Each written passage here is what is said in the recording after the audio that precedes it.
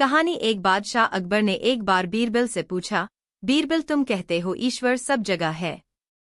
बीरबल बोले, हाँ बादशाह, ईश्वर हर जगह है, इसमें कोई शक नहीं है। अकबर ने अपनी एक हीरे की अंगूठी निकाली और बीरबल से पूछा, क्या इस अंगूठी में भी तुम्हारा भगवान है? बीरबल ने जवाब दिया, हाँ बादशाह, वह इस अंगूठी में भी अवश्य है। बादशाह बोले, तुम मुझे इसमें दिखाओ। बीरबल के पास कोई जवाब नहीं था। उसने कुछ समय मांगा। बादशाह ने उसे 6 महीने का समय दिया। बीरबल घर पहुंचा। वह परेशान था। वह जानता था कि इस समस्या का कोई न कोई हल तो है, लेकिन वह जानता नहीं था। वह बिना उत्तर ढूंढे बादशाह का सामना नहीं करना चाहता था। वह कमजोर हो गया। इस घटना के कुछ समय बाद एक छोटा भिखारी लड़का उसके घर पर भिक्षा के लिए आया। उसने बीरबल से पूछा, आपको क्या परेशानी है? आप इतने उदास और परेशान क्यों हैं? आप एक बुद्धिमान व्यक्ति हैं। ऐसे व्यक्ति के उदास होने का कोई कारण नहीं हो सकता है। खुशी और प्रसन्नता बुद्धिमान व्यक्ति की विशेषताएं हैं। सच, बीरबल बोले। मेरा दिल यह सुनकर खुश हुआ, लेकिन बुद्धिमानी को शब्दों में नहीं बांधा जा सकता। बीरबल ने फिर उसके और बादशाह के बीच हुई पूरी बात बताई। क्या आप इस बात के लिए परेशान हो रहे हैं? मैं तुम्हें इस बात का जवाब एक पल में दे सकता हूं, लेकिन क्या आप मेरी बादशाह से व्यक्तिगत रूप से बात करवा सकते हैं? बीरबल राजी हो गए और उस लड़के को शाही दरबार में ले जाकर बादशाह को बोले, जहांपना, आपके प्रश्न का उत्तर ये छोटा बालक भी दे सकता है। अकबर ने उस लड़के के साहस की प्रशंसा की और उत्तर सुनने को व्याकुल हुए। उसने लड़के से पूछा, अगर ईश्वर सब जगह है, तो बेटा, क्या तुम मुझे इस अंगूठी में भगवान दिखा सकते हो? जहांपना, लड़के ने उत्तर दिया, मैं आपको एक पल में उत्तर दे सकता हूं, लेकिन मुझे प्यास लगी है। मैं आपके प्रश्न का उत्तर एक गिलास लस्सी पीने के बाद दूंगा। बादशाह ने लस्सी लाने को कहा। लड़के ने लस्सी पीनी शुरू की और बोला, बादशाह, मैं मक्खन वाली लस्सी पीता हूँ। आपका सेवक जो लस्सी लेकर आया है, वो मुझे पसंद नहीं आई और इसमें से मक्खन नहीं निकल रहा है। बादशाह बोले, यह लस्सी बहुत उम्दा है। याद रखो, छोटे बालक, तुम बादशाह की व्यक्तिगत डेयरी से लाई गई लस्सी पी रहे हो। लड़का बोला, बहुत अच्छा। अगर जहांपनाह को विश्वास है कि इस लस्सी में मक्खन है, तो मुझे मक्खन दिखा दें। बादशाह जोर से हंसे और बोले, मैं बताता हूं। तुम इतना भी नहीं जानते कि लस्सी से मक्खन उसे बिलोने के बाद ही निकाला जा सकता है, और तुम यहाँ पर मुझे भगवान को दिखाने आए हो। मैं कोई मूर्ख नहीं हूँ, बादशाह, लड़के ने तुरंत जवाब दिया। मैं तो आपको आपके प्रश्न का ही उत्तर दे रहा हूँ। बादशाह उलझन में पड़ गए। लड़का उनसे बोला, जहांपना, इसी तरह ईश्वर सब वस्तुओं के अंदर हैं। वह हर चीज, पदार्थ के अंदर है, उन्हें हम अपनी इन आंखों से नहीं देख सकते। उन्हें देखने के लिए हमें अपने मन की आंखों को जगाना जरूरी है। हम ईश्वर को महसूस कर सकते हैं और उन्हें अपनी बुद्धिमानी की आंखों से देख सकते हैं। लेकिन उससे पहले हमें अपने शरीर के पंच तत्वों और वस्तुओं को बिलोकर अलग करना पड़ता है, दही की तरह। उस लड़के ने अकबर के प्रश्न का उत्तर दिया और बादशाह उससे बहुत प्रभावित हुए। वह और भी जानना चाहते थे और लड़के से पूछा, बच्चे, अब तुम मुझे बताओ, तुम्हारा भगवान हमेशा क्या करता रहता है? बालक भिक्षुक बोला, जहांपनाह, यह ईश्वर ही है जो हमारी संवेदनाओं को शक्ति देता है, हमारे दिमाग को समझ देता है, हमारे शरीर को ताकत देता है, और यह उन्हीं की शक्ति है जिससे हम जीते और मरते हैं। मनुष्य सोचता है कि वही कलाकार है और अपनी कलाओं का आनंद लेता है, लेकिन मनुष्य तो उस शक्ति के हाथों की कठपुतली है। उसकी सोच से ही सल्तनत ऊपर उठती है और गिर जाती है, करोड़पति गरीब बन जाता है और गरीब करोड़पति। उसे महसूस करने के लिए हमें अपने आप को उसे समर्पित करना पड़ता है। बादशाह के लिए एक छोटे भिक्षुक से ये सब सुनना एक नया अनुभव था। अकबर अपने विचारों में लचीलापन रखते थे और इस छोटे हिंदू भिक्षुक की बातें सुनकर ही शायद वह धार्मिक व प्रशासनिक बातों पर विचार विमर्श के लिए मुस्लिम फकीरों और मौलवियों के साथ हिंदू विद्वानों को भी आमंत्रित करने लगे। शिक्षा, अवांछनीय स्थिति में चतुराई से पेश आना चाहिए। यदि हमें किसी समस्या का हल न मिले तो इसका अर्थ यह नहीं कि उस समस्या का कोई हल नहीं है। ऐसे में अपने अधीन और साथ काम करने वालों के साथ मिलकर समस्या का हल खोजा जा सकता है। कहानी 2। शाही माली एक कंजूस व्यक्ति था। उसने अपनी बहुत सी कमाई बचाकर रखी थी, लेकिन उस धन को रखने की जगह किसी को नहीं बता रखी थी। एक दिन उसने देखा कि उसका सारा सोना गायब है, तो वह बीरबल के पास मदद के लिए भागा। बीरबल, तुमने सोना कहाँ छिपाया था? माली, बाग में आम के पेड़ के नीचे छिपाया था। मैं अपना पूरा दिन वहीं बिताता हूँ, तो मैंने सोचा कि उससे उचित स्थान दूसरा नहीं है। बीरबल, क्या किसी ने तुम्हें उसे दबाते हुए देखा है? माली, नहीं, मैं बहुत सावधान था। बीरबल ने कुछ सोचा और अगले दिन शहर के सभी वैद्यों को दरबार में बुलाया। उसने सबसे पूछा, क्या आम के पेड़ को दवा के रूप में इस्तेमाल किया जाता है? एक ने जवाब दिया, फल तो प्रयोग होता है, लेकिन पत्तों और फूलों का कोई उपयोग नहीं होता है। लेकिन एक वैद्य बोला, जड़ का भी उपयोग होता है। अभी 2 दिन पहले मैंने एक पीलिया के मरीज को ठीक किया है। बीरबल, तुम्हारा मरीज कौन था? वैद्य, एक व्यापारी, हसन। बीरबल हसन से मिलने गया और पूछा, तुम्हारे इलाज के लिए पेड़ की जड़ कौन लाया? हसन, मेरा नौकर। बीरबल, उसे बुलाओ। जब नौकर आया, बीरबल ने उसे कहा, अगर तुमने सोना नहीं लौटाया तो तुम्हें फांसी दी जाएगी। नौकर ने तुरंत कबूल किया और थैला लौटा दिया। शिक्षा, लापरवाही से धन की हानि करना आसान होता है, जबकि उसे कमाना और खोए धन को पाना मुश्किल। कहानी 3। एक बार अकबर बहुत उत्साहित होकर बोले, कोई भी उन्हें मूर्ख नहीं बना सकता। बीरबल ने जवाब दिया कि वह एक ऐसे दर्जी को जानता है जो किसी की भी नाक के नीचे से कुछ भी चुरा सकता है। अकबर ने बीरबल को इस बात को पूरा करने की चुनौती दी। दर्जी को महारानी का ब्लाउज सिलने के लिए बुलाया गया। उसे एक मलमल का कपड़ा दिया गया और कहा गया, तुम्हें कोई चालाकी करने की जरूरत नहीं, क्योंकि यहाँ से निकलने से पहले तुम्हारी तलाशी ली जाएगी। कमरे के बाहर एक सैनिक को तैनात कर दिया गया ताकि दर्जी अपने साथ कुछ न ले जा सके। कुछ समय बाद दर्जी का पुत्र आया, लेकिन उसे मिलने नहीं दिया गया। बाहर खड़े होकर उसने दर्जी को कहा कि उसकी पत्नी घर पर खाने के लिए बुला रही है। दर्जी ने कहा, तुम चले जाओ, मैंने अभी अपना काम खत्म नहीं किया। लेकिन उसका पुत्र बाहर खड़ा होकर उसे घर आने के लिए कहता रहा। दर्जी परेशान होकर उस पर चिल्लाया और अपना जूता उस पर फेंका। लड़का जूता उठाकर घर की तरफ भागा। जब दर्जी का काम खत्म हो गया तो उसकी तलाशी लेकर उसे जाने दिया। कुछ दिन बाद रानी की नौकरानी बोली कि उसने दर्जी की पत्नी को उसी मलमल के कपड़े का ब्लाउज पहने देखा है जिसका रानी पहनती है। दर्जी के घर की तलाशी ली गई तो ब्लाउज मिल गया। अकबर ने बीरबल से पूछा कि दर्जी कपड़े को कैसे बाहर लेकर गया। बीरबल मुस्कराकर बोला, जहांपनाह, उसने कपड़े को उस जूते में छिपा दिया था जो उसने अपने पुत्र पर फेंका था। शिक्षा, जब किसी के पास प्रेरणा हो तो उसकी मानवीय प्रतिभा की कोई कमी नहीं होती। प्रेरणा दो और चांद भी आपके हाथों पर होगा, जबकि प्रेरणा का अभाव आपकी कार्यशाला पर ताला भी लगा सकता है। कहानी 4। एक दरबारी ने अपने पुत्र को अकबर के दरबार में खजांची नियुक्त करने की योजना बनाई। उसने दरबार में इसके लिए कार्य शुरू कर दिया, लेकिन वह जानता था कि बीरबल ऐसा नहीं होने देगा क्योंकि उसका पुत्र भरोसे लायक नहीं था। एक दिन बीरबल को दरबार में आने में देर हो गई।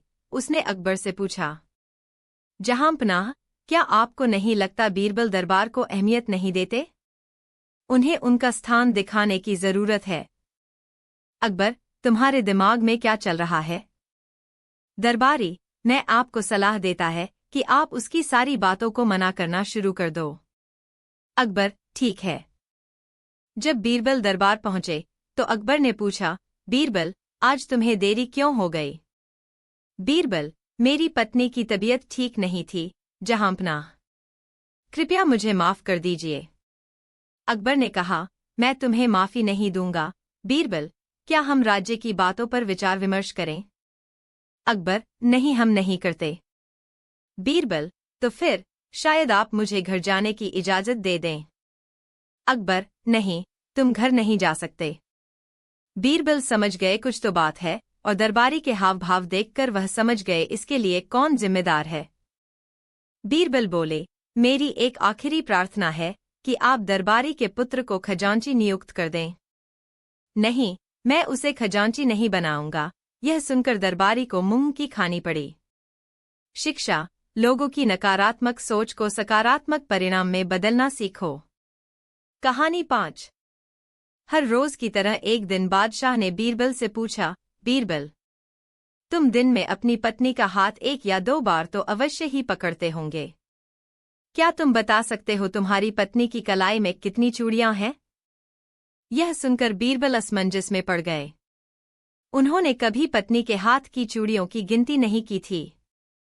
कुछ देर तक विचार करने के बाद बीरबल बोले, अन्नदाता, यदि इजाजत हो तो एक सवाल मैं भी पूछूं? नहीं बीरबल, पहले हमारे सवाल का जवाब दो। मगर आपके सवाल का जवाब मेरे सवाल में ही है, जहांपना। अगर ऐसी बात है तो पूछो। जहांपना, मेरे हाथ का पत्नी के हाथों से दिन में 1-2 बार ही स्पर्श होता है, लेकिन आपका हाथ तो मूंछ पर दिन भर में 10 या 5 बार अवश्य लगता है। भला आप ही बताएं, आपकी मूंछ में कितने बाल हैं? बादशाह ने बात काटने की गरज से कहा, मूंछ के बाल की गणना कठिन है, किंतु हाथ की चूड़ियों को गिनना संभव है। जहांपना, स्त्रियां अपनी पसंद के अनुसार कम अथवा ज्यादा चूड़ियां पहनती हैं, अतः निश्चित तादाद गणना किए बिना बताना असंभव है। बीरबल मुस्कुराए, फिर आगे बोले, अच्छा, जनान खाने में आप रोज जाते हैं। ऊपर पहुंचने के लिए आपको सीढ़ियां चढ़नी पड़ती होंगी। क्या आप बता सकते हैं उस जीने में कितनी सीढ़ियां हैं? यह सुनकर बादशाह बोले, कभी उनको गिनती करने का अवसर नहीं मिला। आखिर हम बेवजह सीढ़ियां क्यों गिनेंगे? तब बीरबल बोले, जहांपना, सीढ़ियां तो बढ़ाई या घटाई नहीं जा सकती। इस पर भी आप निश्चित संख्या नहीं बता पाए तो चूड़ियों की संख्या कैसे ठीक ठीक बताई जा सकती है? यदि सीढ़ियां गिनी जा सकती तो चूड़ियां न गिनने के दोषी हम थे। यह बात सुनकर अकबर बोले, तुमसे जीतना मुश्किल है बीरबल। बीरबल मुस्कराकर रह गए। इस कहानी से शिक्षा, हम जो कुछ भी देखते हैं उसे याद रखना मुश्किल होता है। हमें हमारी जरूरत के अनुसार ही चयन करना चाहिए। इस प्रकार हम अपने काम की जरूरी चीजें याद रख सकते हैं, जैसे कि पत्नी या मालिक से हुई बातचीत याद रखनी चाहिए, न कि उनके कपड़े या गहने जो उन्होंने पहने थे। कहानी 6। एक दिन अकबर ने यह बात जाननी चाही कि उनकी राजधानी में सबसे प्रचलित व्यवसाय कौन सा है। उन्होंने दरबारियों से पूछा, कुछ ने कहा व्यापार, कुछ बोले दुकानदारी, लेकिन अधिकतर का जवाब था सेना में काम करना। जब बीरबल की बारी आई तो वह अपने स्थान से उठे और बादशाह को झुककर सलाम किया और बोले, जहांपना, मेरे विचार में सबसे प्रचलित व्यवसाय वैद्य का है। सब हैरान हो गए क्योंकि शहर में वैद्यों की संख्या को आसानी से गिना जा सकता था।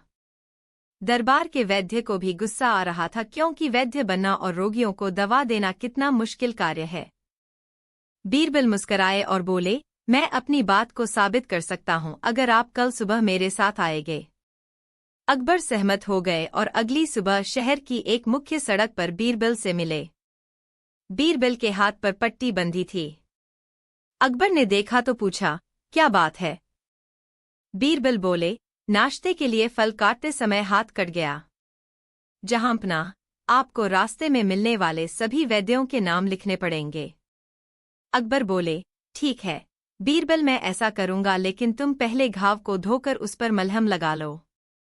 मैं ऐसा करूंगा, पर अपनी बात साबित करने के बाद बीरबल ने कहा।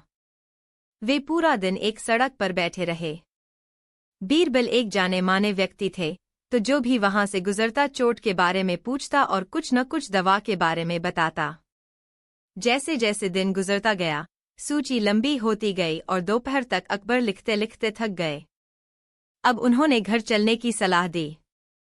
बीरबल ने सूची के बारे में पूछा और कहा, जहांपना, आप अपना नाम तो सबसे ऊपर लिखना भूल गए। आपने सबसे पहले मुझे सलाह दी थी। शिक्षा बिना सोचे समझे दी गई सलाह सस्ती होती है, और जिसको यह सलाह दी जाती है उस व्यक्ति का आपके प्रति व्यवहार भी अच्छा नहीं होता। अतः हमें ऐसे विषयों पर सलाह नहीं देनी चाहिए जिन पर हमारी पकड़ न हो।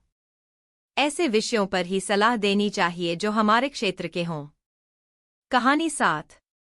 बादशाह अकबर अपने अच्छे स्वभाव और कला के प्रेमी के रूप में कला के लिए उनका सम्मान करते थे। अकबर बीरबल की कला की परीक्षा लेना चाहते थे। एक दिन उन्होंने बीरबल से पूछा कि क्या वह बादशाह की तस्वीर बना सकता है। बीरबल तैयार हो गए और बादशाह की एक अच्छी तस्वीर बना दी। अकबर ने कुछ मंत्रियों को बुलाया और तस्वीर के बारे में अपने विचार देने को कहा। पहले ने उस तस्वीर को विभिन्न कोणों से देखा। उन्होंने कलाकार का ब्रश लिया और एक जगह पर एक बिंदु लगा दिया। यहां से यह बादशाह की तरह नहीं दिखाई देती, वह बोला। दूसरे ने भी वही तरीका अपनाया। उसने तस्वीर को ऊपर से नीचे तक देखा और उस पर एक दूसरा बिंदु लगा दिया। ओह, यह तस्वीर यहां से बादशाह जैसी नहीं दिखती है, वह अधिकारपूर्वक बोला। कुछ और मंत्री भी बीरबल की टांग खींचने का इंतजार कर रहे थे। यह उनके लिए सुनहरा अवसर था। उन सब ने उस पर इधर-उधर बिंदु लगा दिए। बादशाह अकबर बोले, बीरबल, इन सब ने ये बिंदु इस पर क्यों लगा दिए जबकि पूरी तस्वीर मेरे जैसी दिखती है। हाँ, जहांपना, मैंने एक उचित कार्य किया है। मैं देखता हूँ कि क्या ये लोग भी एक साफ तस्वीर बना सकते हैं या कम से कम ये गलतियां जो इन्होंने निकाली हैं ठीक कर सकते हैं या नहीं, बीरबल ने कहा। जब मंत्रियों ने ये सुना तो सब माफी मांगने लगे। नहीं, तस्वीर तो अच्छी बनी है, लेकिन मेरा अर्थ था कि इसे और बेहतर बनाया जा सकता है। मैंने काफी लंबे समय से ब्रश को हाथ नहीं लगाया है, दूसरा बोला। हर कोई न कोई बहाना बनाकर वहां से निकल गया। शिक्षा, आलोचना करना आसान है जबकि कुछ सृजन करना मुश्किल। जब आपसे अधिकारी कोई सलाह मांगता है तो यह अवसर किसी की टांग खींचने का नहीं बल्कि उसका भरपूर इस्तेमाल करने का है। कहानी 8। बादशाह अकबर जंग में जाने की तैयारी कर रहे थे। फौज पूरी तरह तैयार थी। बादशाह भी अपने घोड़े पर सवार होकर आ गए। साथ में बीरबल भी थे। बादशाह ने फौज को जंग के मैदान में कूच करने का निर्देश दिया। बादशाह आगे आगे थे, पीछे पीछे उनकी विशाल फौज चली आ रही थी। चारों ओर गंभीरता थी। रास्ते में बादशाह की जिज्ञासा हुई और उन्होंने बीरबल से पूछा, क्या तुम बता सकते हो कि जंग में जीत किसकी होगी? बीरबल ने कहा, हुजूर, इस सवाल का जवाब तो मैं जंग के मैदान में पहुंचकर ही दूंगा। कुछ देर बाद फौज जंग के मैदान में पहुंच गई। बीरबल ने चारों ओर देखा, फिर कहा, हुजूर, अब मैं आपके सवाल का जवाब देता हूं और जवाब यह है कि जीत आपकी ही होगी। यह तुम अभी कैसे कह सकते हो, जबकि दुश्मन की फौज भी बहुत विशाल है। उसके पास भी अच्छे योद्धा हैं। कई फौजों को इस फौज ने पराजित किया है। उसके सेनापति का बड़ा नाम है। बादशाह ने शंका जाहिर की। बीरबल ने कहा, हुजूर, दुश्मन हाथी पर सवार है और हाथी तो सूंड से मिट्टी अपने ऊपर ही फेंकता है तथा अपनी ही मस्ती में रहता है, जबकि आप घोड़े पर सवार हैं और घोड़ों को तो गाजी मर्द कहा जाता है। घोड़ा आपको कभी धोखा नहीं देगा। उस जंग में जीत बादशाह अकबर की ही हुई। जीत के बाद बादशाह ने बीरबल के अनुमान की सराहना की। इस कहानी से मिलने वाली शिक्षा, अधिकांश युद्ध बुद्धि कौशल, फौज की मारक क्षमता और सेनापतियों की सूझबूझ से ही जीते गए हैं। बीरबल जो स्वयं भी एक अच्छे सेनापति थे, वे इस बात को जान गए थे कि यह युद्ध हाथियों के दम पर नहीं, घोड़ों की चपलता से ही जीता जा सकता है। इसलिए उन्होंने बादशाह अकबर द्वारा वह युद्ध जीतने की भविष्यवाणी कर दी थी, जो बिल्कुल सत्य सिद्ध हुई। कहानी 9। सर्दियों का मौसम था तो इसी सर्दी के मौसम में एक बार बादशाह अकबर और बीरबल यमुना किनारे टहल रहे थे कि अचानक अकबर ने बीरबल से कहा, इस कड़ाके की ठंड में सारी रात कोई नदी में खड़ा होकर बीता सकता है। तो इस पर बीरबल ने कहा, हुजूर, कोई न कोई तो अवश्य ऐसा मिल जाएगा। बादशाह अकबर ने पुनः पूछा, यह बात तुम इतने विश्वास के साथ कैसे कह सकते हो? इस बात पर बीरबल ने कहा, हुजूर, धन में बहुत ताकत होती है और कोई नहीं गरीब धन के लालच में यह कार्य कर सकता है। बीरबल की बात को गलत साबित करने के उद्देश्य से अकबर बादशाह ने दरबार में यह घोषणा करवाया कि जो कोई भी यमुना नदी में रात भर खड़ा रहेगा तो उसको 500 अशरफियां इनाम में दिया जाएगा। इस घोषणा से बीरबल समझ चुके थे कि आखिर क्यों बादशाह अकबर ने यह घोषणा किया है। फिर वे धोबियों की बस्ती में गया और एक धोबी को इस काम के लिए तैयार कर लिया। धोबी दूसरे दिन बादशाह अकबर के सामने उपस्थित हुआ और उनसे बोला कि आलमपनाह, मैं आपकी शर्त को स्वीकार करता हूँ। तब बादशाह अकबर ने सारी व्यवस्था करा दी। फिर रात को धोबी को नदी किनारे लाया गया और वह धोबी नदी में उतर गया। अकबर वहां पर 2 पहरेदार को खड़ा करके लौट आए। अगले दिन धोबी को दरबार में प्रस्तुत किया गया तो धोबी ने अपने हक के इनाम की मांग करने लगा। तब अकबर ने दोनों पहरेदारों से पूछा तो उन्होंने भी रात भर नदी में धोबी के खड़े होने की पुष्टि कर दी। तब अकबर ने धोबी की प्रशंसा किया। फिर उनसे पूछा कि तुम इतनी ठंड में रात भर नदी में खड़े रहें, तुमको ठंडी नहीं लगी? तो इस पर उस धोबी ने जवाब दिया कि हुजूर, राजमहल के बुर्ज पर जलती हुई लालटेन को मैं रात भर देखता रहा। धोबी के इस बात को सुनकर बादशाह अकबर ने कहा, ओह, इसका मतलब कि तुम लालटेन की गर्मी को पाया इसलिए तुम रात भर नदी में खड़े हो पाए। अब तुम इनाम के हकदार नहीं हो, तुम जा सकते हो। बेचारा धोबी बादशाह अकबर के सामने क्या बोलता, चुपचाप दरबार से चला गया। दरबार में वहां बीरबल भी बैठा था। उसे यह बात बहुत ही बुरी लगी। उन्होंने मन ही मन तय किया कि धोबी को उसका हक दिलाकर रहेंगे। अगले दिन बीरबल जब दरबार में नहीं आया तो बादशाह अकबर ने एक सिपाही को भेजकर उनको बुलवाया।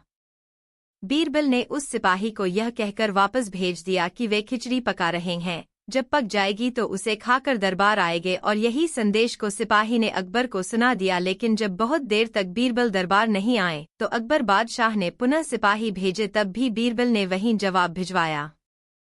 कई बार सिपाही को भेजने के बाद जब एक ही जवाब आता रहा तब बादशाह अकबर ने खुद बीरबल के घर जाने को सोचा। जब अकबर बादशाह वहां पहुंचे तो देखा कि 10 फीट ऊंचे 3 बांसों पर ऊपर एक हांडी लटकी हुई थी और नीचे आग जल रही थी। यह देखकर अकबर ने पूछा, बीरबल, यह क्या तमाशा कर रहे हो? इस सवाल पर बीरबल ने जवाब दिया कि जहांपनाह, खिचड़ी पका रहा हूँ। बीरबल के इस बातें को सुनकर अकबर नाराजगी अंदाज में बोले कि यह कौन सा तरीका है खिचड़ी पकाने का? दाल चावल की हांडी को तुमने 10 फीट ऊपर रखा है तो आग की गर्मी उस हांडी तक कैसे पहुंचेगी? बीरबल इसी मौके के ताक में थे। उन्होंने फौरन जवाब दिया कि क्यों नहीं पहुंच सकती हुजूर। जब महल के बुर्ज पर जलती लालटेन की गर्मी नदी में खड़े एक आदमी तक पहुंच सकती है तो यह हांडी तो आग से सिर्फ 10 फीट ही दूर है। बादशाह अकबर बीरबल की बात का आशय समझ गए। उन्होंने धोबी को फौरन दरबार में बुलवाया और उसे उसके हक का इनाम दिया। कहानी 10। एक बार बादशाह अकबर के दरबार में एक औरत एक आदमी को साथ लेकर आई और अपना दुखड़ा रोने लगी कि हुजूर, मैं लूट गई। इस आदमी ने मेरे सारे गहने लूट लिया है, अब आप ही न्याय कीजिए।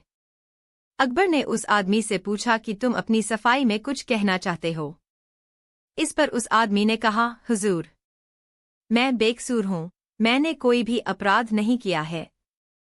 मैं तो एक परदेसी हूँ और आपसे मिलने की इच्छा थी। तो इस औरत ने मुझे आपसे मिलवाने का वादा किया और यहाँ लाकर मुझे ही फंसाने की कोशिश कर रही है। तब उस औरत ने चीख चीख कर बोलने लगी कि हुजूर, यह आदमी झूठ बोल रहा है, इसी ने मेरे सारे जेवर को लूटा है।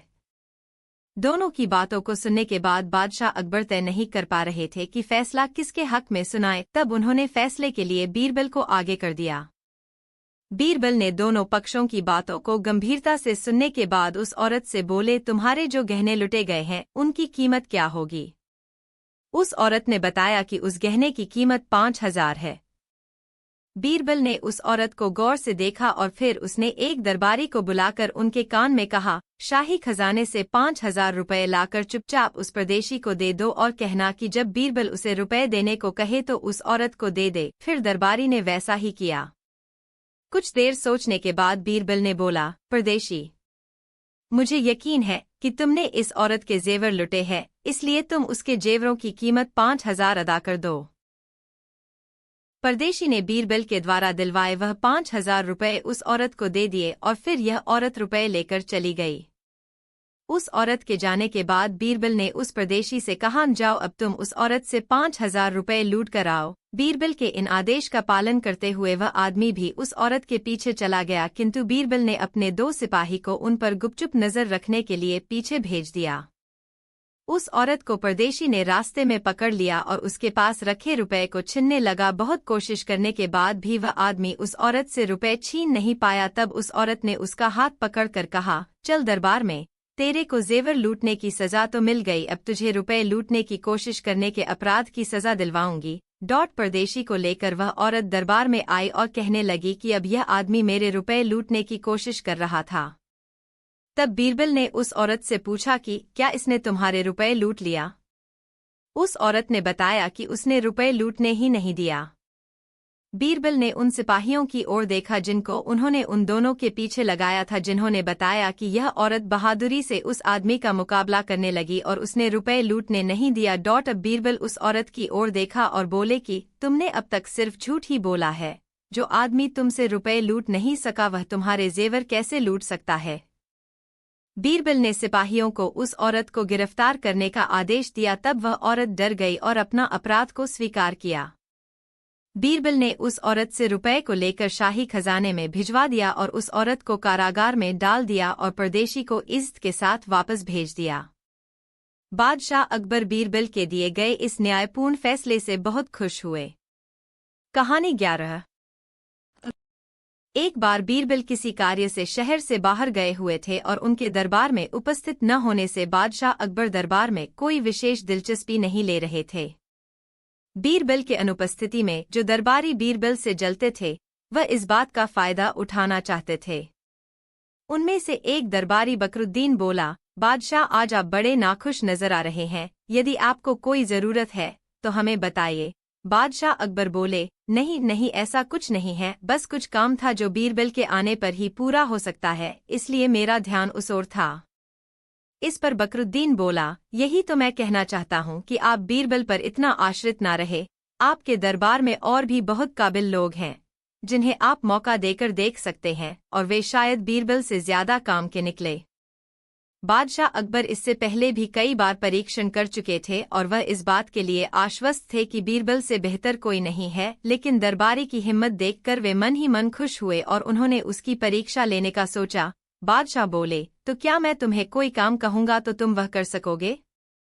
बकरुद्दीन बोला, आप मुझे मौका देकर तो देखिए, मैं निश्चित ही बीरबल से बेहतर कर दिखाऊंगा। बादशाह ने बकरुद्दीन की बात सुनकर अपने जेब से 3 सिक्के निकाले और बोले, जाओ यह 3 सिक्के लेकर जाओ और बाजार से 3 चीज लेकर आओ। इनमें से एक यहाँ की हो, दूसरी वहाँ की हो और तीसरी ना यहाँ की हो और ना वहाँ की। अब हाथ में 3 सिक्के और महाराज द्वारा बताई गई चीज के बारे में सुनकर बकरुद्दीन के होश उड़ गए, लेकिन मरता क्या ना करता।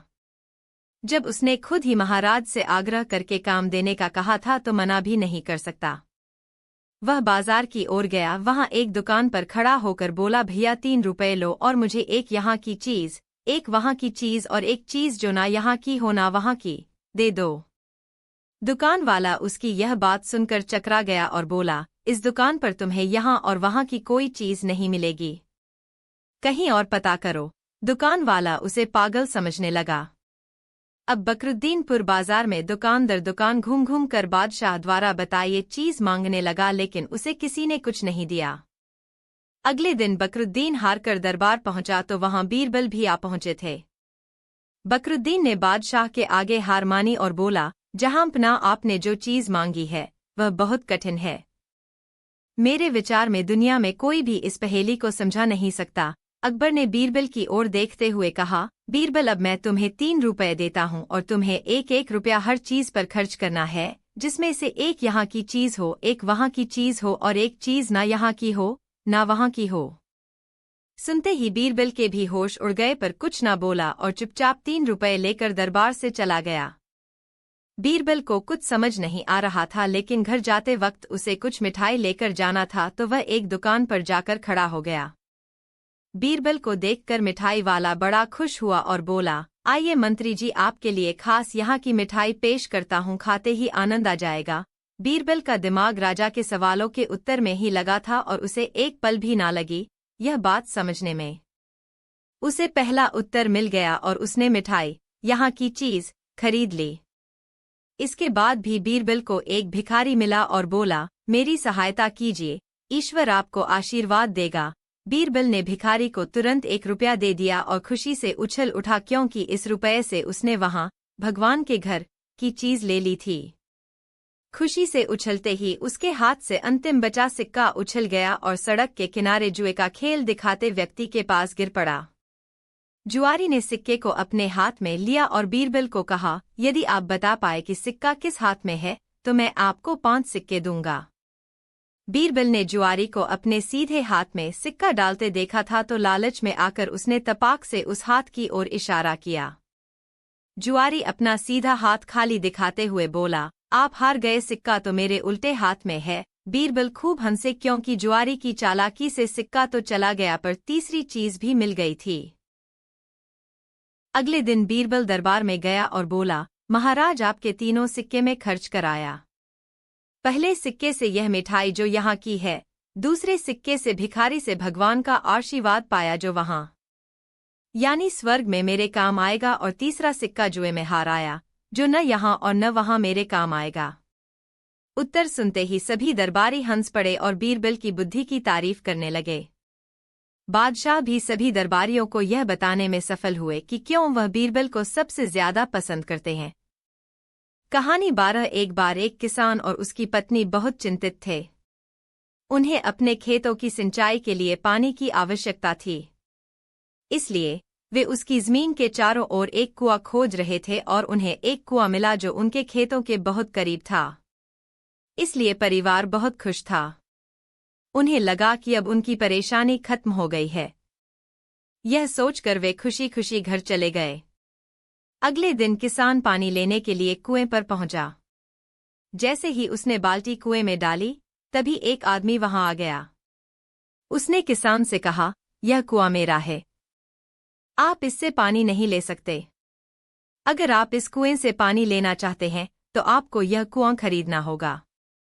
यह सुनकर किसान कुछ देर रुका और फिर सोचने लगा कि अगर मैं यह कुआं खरीद लूंगा तो मुझे कभी पानी की कमी नहीं होगी और न ही मुझे इसके लिए इधर उधर भटकना पड़ेगा। आखिरकार दोनों के बीच एक रकम तय हुई। किसान के पास इतने पैसे नहीं थे, लेकिन वह यह मौका चूकना नहीं चाहता था। इसलिए किसान ने उस आदमी को अगले दिन पैसे देने का वादा किया और घर चला गया। यह परिवार के लिए कुआं खरीदने का एक अच्छा अवसर था, इसलिए वे इस डील में बिल्कुल भी देरी नहीं करना चाहते थे। किसान ने घर पहुंचते ही इसकी जानकारी अपनी पत्नी को दी। उसकी पत्नी ने रिश्तेदारों और करीबियों से बात की और किसान ने अपने दोस्तों को सौदे के बारे में बताया। दोनों पति पत्नी कुएं के लिए रकम का इंतजाम करने लगे। अपनों की मदद के बाद परिवार ने वह रकम जुटाई। अब किसान को पूरा यकीन हो गया कि उसे कुआं खरीदने से कोई नहीं रोक सकता। उसने पैसों का थैला अपने सिरहाने रख दिया और सुबह होने का इंतजार करने लगा। वह बेसब्री से इंतजार कर रहा था कि रात खत्म होगी और वह कुआं खरीदने जाएगा। मन में यही विचार लेकर वह पूरी रात सो नहीं सका। अगली सुबह वह कुआं खरीदने के लिए निकल पड़ा। किसान ने उस आदमी के घर पहुंचकर पैसे दिए और कुआं खरीद लिया। अब कुआं किसान परिवार का था, इसलिए वे पानी भरने में देर नहीं करना चाहते थे। जैसे ही किसान की पत्नी ने कुएं से पानी निकालने के लिए बाल्टी उठाई, आदमी ने फिर कहा कि रुको, तुम इस कुएं से पानी नहीं निकाल सकते। मैंने तुम्हें कुआं बेच दिया है, कुएं का पानी अब भी मेरा है। दंपति निराश हो गए और न्याय की गुहार लगाने राजा के दरबार में गए। क्या आप जानते हैं उस राजा का नाम क्या था? राजा अकबर। राजा अकबर ने किसान की पूरी कहानी सुनी और फिर उस आदमी को बुलाया जिसने कुआं बेचा था। राजा का आदेश सुनते ही वह दरबार की ओर दौड़ा। राजा ने उससे पूछा, जब तुमने अपना कुआं इस किसान को बेच दिया तो फिर इसे पानी क्यों नहीं लेने दे रहे हो? उस आदमी ने कहा, महाराज, मैंने उसे केवल कुआं बेचा था, पानी नहीं। यह सुनकर राजा भी सोचने लगा। देर तक सोचने के बाद जब वह इस समस्या का समाधान नहीं निकाल पाए तो उन्होंने बीरबल को बुलाया। बीरबल बहुत बुद्धिमान थे, इसलिए राजा अकबर किसी भी मामले पर निर्णय लेने से पहले उनकी राय जरूर लेते थे। बीरबल ने एक बार फिर उन दोनों से उनकी समस्या के बारे में पूछा। पूरी कहानी जानने के बाद बीरबल ने उस आदमी से कहा, ठीक है, तुमने कुआं बेचा है, पानी नहीं। तो फिर आपका पानी किसान के कुएं में क्या कर रहा है? कुआं तुम्हारा नहीं है, तुरंत अपना पानी कुएं से बाहर निकालो।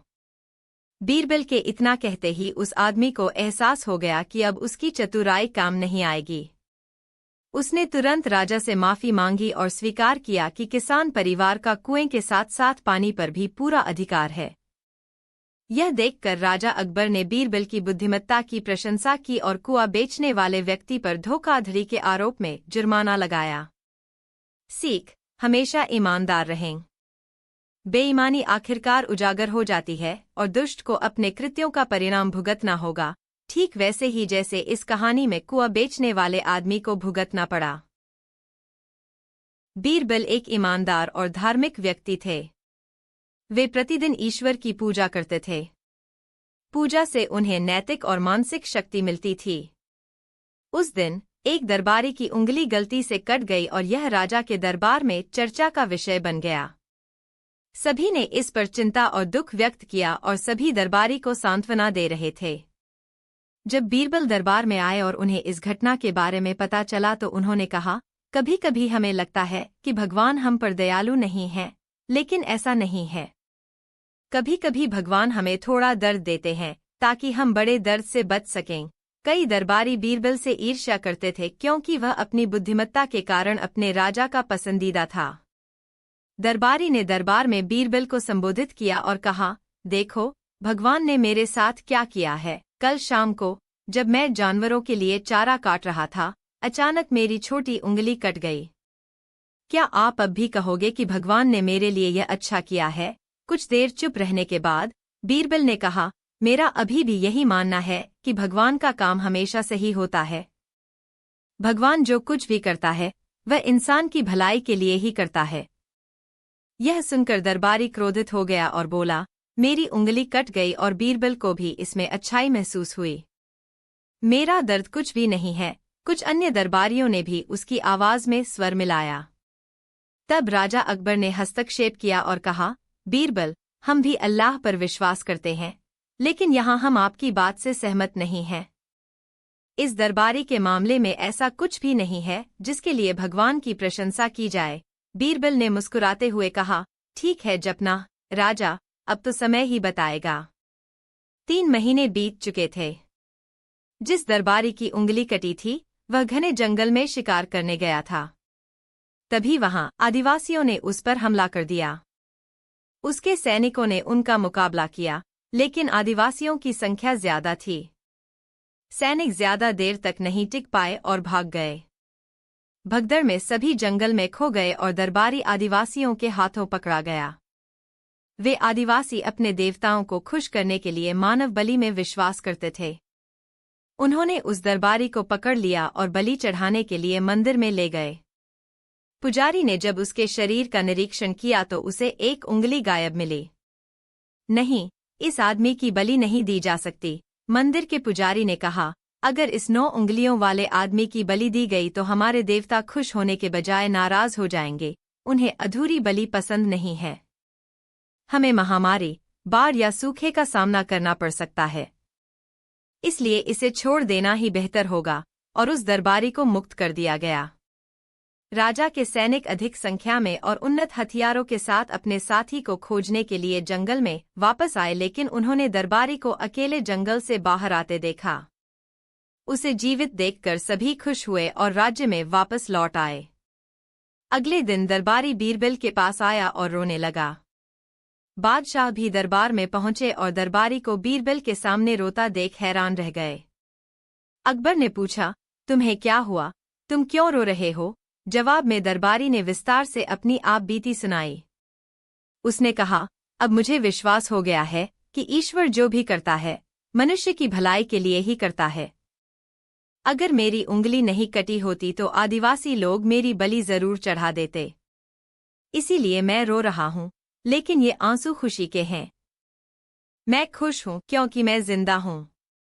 बीरबल की ईश्वर में आस्था को संदेह की दृष्टि से देखना मेरी भूल थी।